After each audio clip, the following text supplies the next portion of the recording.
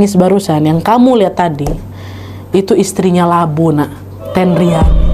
Nah, jadi kata Pak Dale, Wak, Tenriani ini masih bisa ditahan atau dilawan sama doa atau juga benda tajam. Tenriani ini anaknya Pak Aras loh. Tenriani masih bisa dilawan sama benda tajam. Sementara Labo itu kan lebih berbahaya kan, Wak. Dan ini bisa sulit dilawan karena ilmunya jauh lebih tinggi dari Tenriani. Itulah kenapa kali ini Pak Dale sama Toding masih bisa selamat. Dengar petuah dari bapaknya, Toding cuma ngangguk-ngangguk aja. Dia cuma mencoba untuk mencerna semuanya. Dan dia mengingat pesan itu baik-baik untuk dia sampaikan lagi ke anak dan cucunya nanti. Makanya dari situ Nurin tahu soal kisah ini, Wak. Setelah dia dapat cerita langsung dari kakeknya dan juga dari bapaknya, Pak Toding dan kakek Dale. Dan untungnya sejak kejadian Pak Dale mau nebas leher si Parakang tadi, Wak, teror mistis di kampung mereka perlahan-lahan mulai menghilang.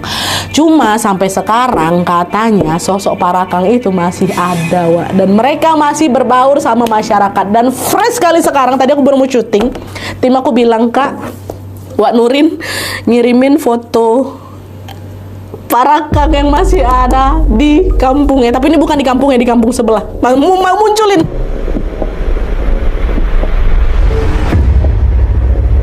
Dia lagi foto adiknya, terus gak sengaja kelihatan ada Parakang, Wak. La haula wala quwata illa billah. Ini kejadian 2024 di fotonya. Dia sempat foto di 2024. Ya Allah. Iya, Wak, katanya memang masih ada dan mereka masih berbaur yaitu tadi sama masyarakat selayaknya manusia biasa aja. Dan salah satu alasan kenapa Parakang masih ada sampai sekarang adalah karena ilmu hitam yang mereka anut ini selalu diwariskan secara turun-temurun ke anak cucunya, Wak. Jadi, kalau kakeknya atau neneknya seseorang ini menganut ilmu Parakang ini, bukan tidak mungkin anak atau cucunya juga ikut nerusin si ilmu Parakang itu. Tapi ini kata Nurin, Wak, kata Nurin dan juga kata kakek Dale sama Pak Toding. Tapi kebayang gak sih, Wak, kalian kalau diantara kalian ternyata ada Parakang nih, cuma kita nggak tahu. Ya aku nggak bisa bayangin sih, masih merinding kali itu. Oke, Wak, itu tadi kisah horor jadul pertama tentang Parakang dari Pinrang.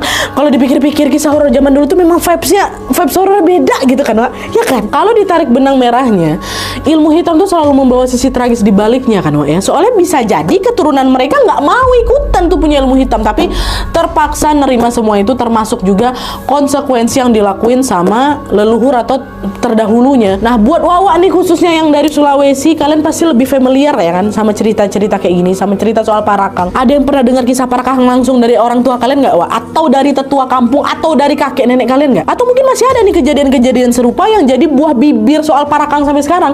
Coba ceritain di kolom komentar di bawah, Wak, ya, biar kita bisa tahu versi kalian juga. Dan kalau memang masih betul nih ada Parakang di zaman sekarang, ingat pesannya kakek Dale, Wak. Acungkan benda tajam atau kasih